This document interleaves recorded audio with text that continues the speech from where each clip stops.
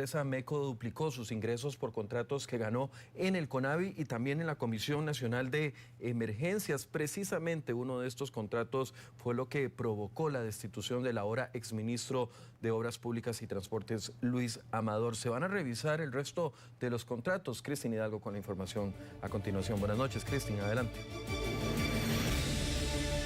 Buenas noches, Michael. De acuerdo con los datos de la Contraloría General de la República, el año anterior la empresa MECO se dejó el 50% del presupuesto que tenía CONAVI para las diferentes contrataciones. Y también MECO es el principal proveedor de la Comisión Nacional de Emergencias. ¿Cómo han aumentado los contratos a favor de esta empresa? Veamos el siguiente reporte. Hay una responsabilidad política ineludible en este caso que me llevó a comunicarle a don Luis su destitución vía telefónica.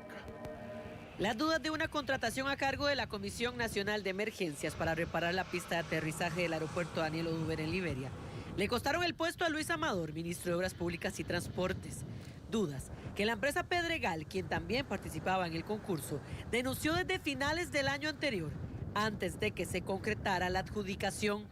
Pedregal denuncia a la Comisión Nacional de Emergencias por desigualdad. Denuncian a la Comisión Nacional de Emergencias por licitación. Pedregal denuncia desigualdad ante recomendación de adjudicación. ¿Por qué hasta ahora se tomaron medidas? Pero este caso particular es que se está ejecutando. Este caso particular ya superó bastantes etapas donde varias personas tuvieron que participar, revisar y garantizar que desde el tema presupuestario hasta el tema técnico y legal iba bastante bien. Es muy llamativo, ¿verdad?, que un contrato en ese nivel de ejecución ahora se plantee que haya algún clausulado a la medida.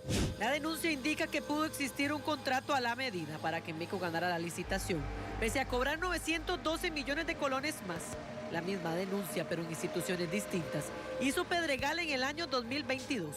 En ese momento se denunció que adjudicaron a MECO contratos de conservación vial, pese a que cobraron 800 millones de colones más.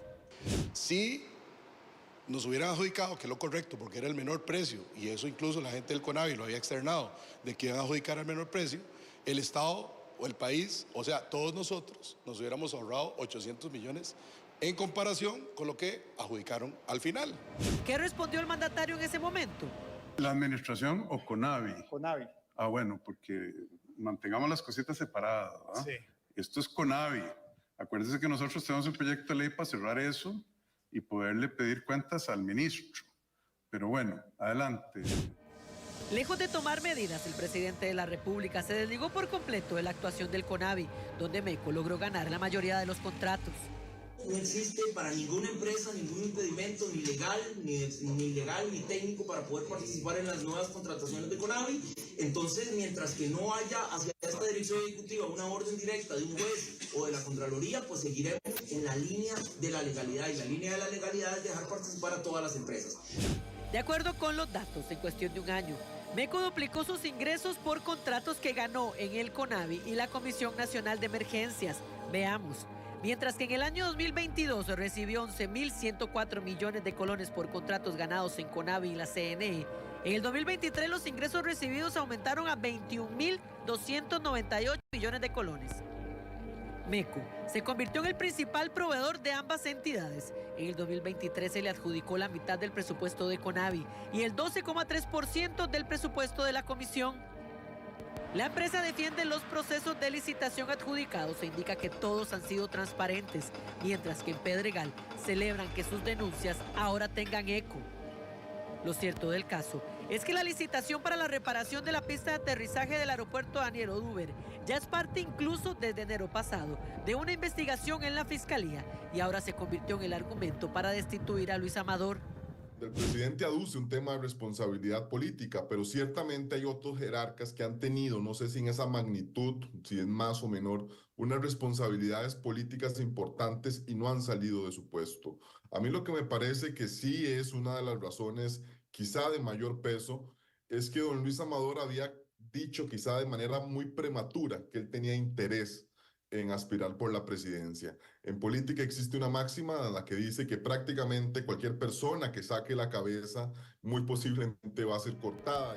El exministro del MOP, Luis Amador, aún no se ha referido a su destitución, ya que la noticia la recibió vía telefónica por estar fuera del país en una actividad oficial. Le informó Cristín Hidalgo, Noticias Telediario. Como vimos en la información, son muchos los cuestionamientos y las preguntas que aún tienen expertos sobre este tema que ha desatado todo tipo de comentarios. La salida del ministro de Obras Públicas y Transportes, Luis Amador. La Fiscalía confirmó que también está investigando este contrato de la pista de aterrizaje Daniel Oduber. Y por supuesto nosotros vamos a estar atentos a todos estos contratos y a estas denuncias que han hecho las mismas empresas por la posibilidad que existe de que se están haciendo contratos a la medida. No solo este que se denunció el día de ayer, sino otros que años anteriores también lo han hecho, por ejemplo, con el caso de Conservación Vial que vimos en la información. Este es el reporte que tenemos. Michael, usted continúa con más en Noticias Tele.